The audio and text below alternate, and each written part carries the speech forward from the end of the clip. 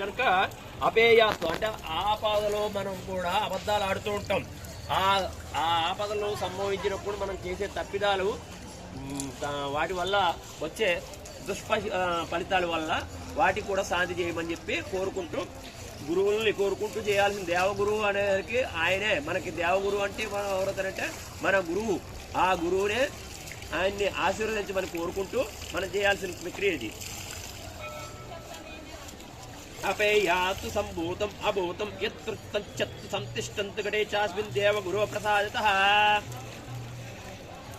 జరత్కారు జరద్గౌరీ మానస సిద్ధ యోగిని వైష్ణవీ నాగా భగిని నాగేశ్వరీ తదా శరత్కారు ప్రియ అస్తి కామాతా విషహరితే చ మహాజానాది చైవ సా దేవి విశ్వపూజితా ద్వాదశైతాని నామాని పూజా కాలే యః పఠేత్ తస్య నాగభయం నాస్తి సర్వేత్రు విజయోపదేత్.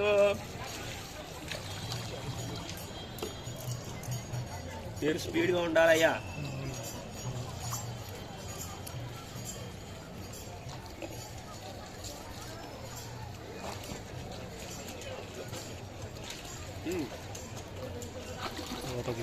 అవాచా వాక్ సంభూతం యస్య తస్య సంపవం సంతిష్టంతు ఘటే చాస్మిన్ దేవగురో ప్రసాదితః.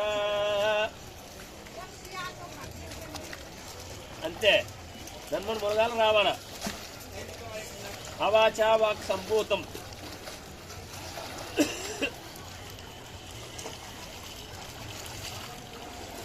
అయ్యా సబ్బుతోడు తరపుతూ ఉంటుంది, కానీ రూమ్లోకి వెళ్ళిన తర్వాత తొందరగా కానిచ్చుకో.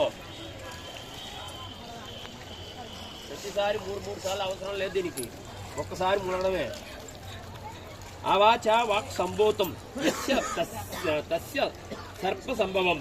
అవాచ వాక్ సంభూతం అంటే దాని అర్థం ఏంటి అంటే అవాచం అంటే కనుక అబద్ధాలు ఇలాంటివి ఇవి చెప్పడం వల్ల సంభూతం, వాటి వల్ల వచ్చే దోషం ఇన్ని శాంతి చేయడానికి మనం తెలుసుకున్నాం.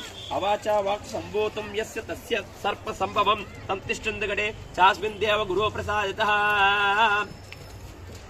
జరత్కారు జగద్గౌరీ మానసిద్ధ యోగిని వైష్ణవీ నాగాభగిని శైవ నాగేశ్వరీ తదా జరత్కారు ప్రియ అస్తి కామాతా విషహరితే చ మహాజ్ఞానాయుత చైవ సా దేవి విశ్వపూజితా ద్వాదశైతాని నామాని పూజా కాలేతి యః పఠేత్. వాపీకూపతటాకానం ఛేదనేన కృతం మయా సంతిష్టంతు గడే చాస్మిన్ దేవగురో ప్రసాదితః.